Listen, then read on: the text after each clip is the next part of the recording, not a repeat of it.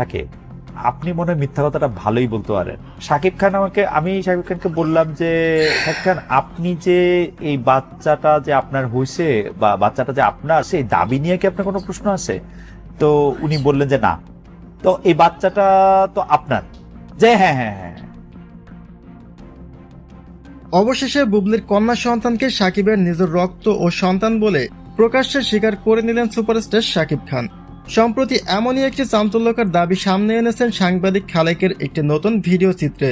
তার ভাষ্যমতে তিনি যখন শাকিব খানকে এই বিষয়ে শক্তভাবে চেপে ধরেন, মূলত ঠিক তখনই তার কাছে নিজের সন্তান হিসেবে সবটা স্বীকার করে নেন শাকিব খান।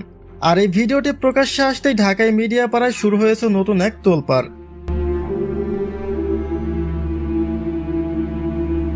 সাংবাদিক খালেকের এই ভিডিও চিত্রটি সামনে আসার পর থেকে নেটিজেনদের মাঝে জোর আলোচনা শুরু হয়েছে যে বুবলির কন্যা সন্তান শার্লিন খান বুঝি অবশেষে তার বাবার কাঙ্ক্ষিত সেই স্বীকৃতি পেয়ে গেল।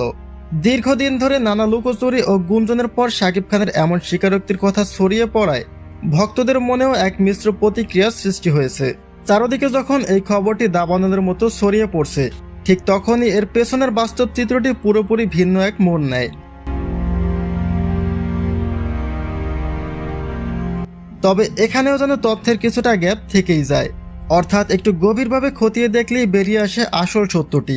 সাংবাদিক খালেকের এই ভিডিওতে বলা কথাগুলো শতভাগ সত্যি হলেও এগুলো কিন্তু বর্তমান সময়ের কোনো ঘটনা নয়। মূলত আজ থেকে প্রায় 5 থেকে 6 বছর আগের একটি সময়ের কথা এটি, যখন অপু বিশ্বাসের সঙ্গে শাকিব খানের ডিভোর্স ও সম্পর্কের টানাপোড়েন চলছিল এবং তাদের প্রথম সন্তান আব্রাহাম খান জয়কে নিয়ে নানা গুঞ্জন উঠেছিল। ঠিক সেই সময়েই ওই সাংবাদিকের মুখোমুখি হয়েছিলেন শাকিব খান, আর সেখানে জয়কে নিজের সন্তান বলে স্বীকার করেছিলেন তিনি।